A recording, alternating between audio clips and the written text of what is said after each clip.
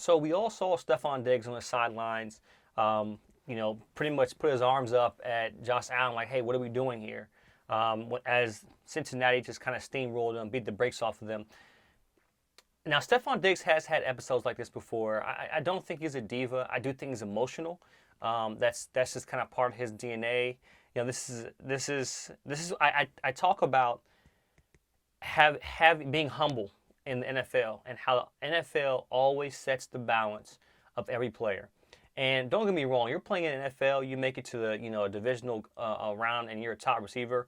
There's no real loss there. There's no real loss. But when I say humble, I'm not talking like, hey, this is a life-changing event where this person has to drastically change anything. All he's going to do is be one of the top paid receivers in the league. He can just chill out, not worry about anything, and play the rest of his career out, be successful, maybe not win a Super Bowl, and be okay. But what I mean by humble is we get every NFL player gets to a point where they think they're bigger than the program, and Stefon Diggs was at that point. And this, as hard as you go about being like, for example, him saying "I'm him" is the same exact way you kind of go out. Like, be humble about the process. But Stefon Diggs is just emotional. He's giving it his all out there. He's frustrated. He's not getting the ball. And I think Stefon Diggs is 110% right. You have to place the blame on Josh Allen. He played like trash.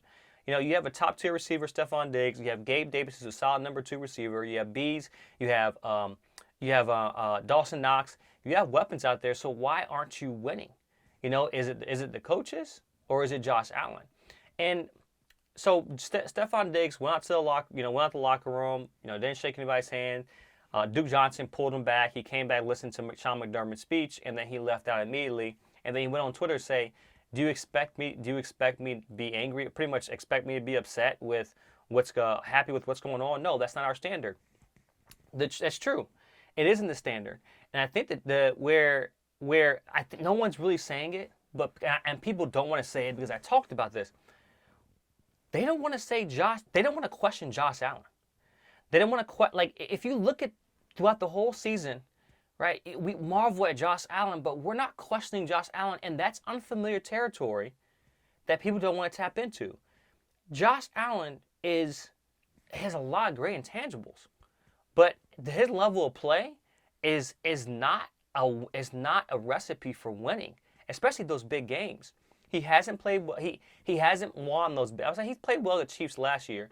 He has, and they complain. Buffalo complained so much.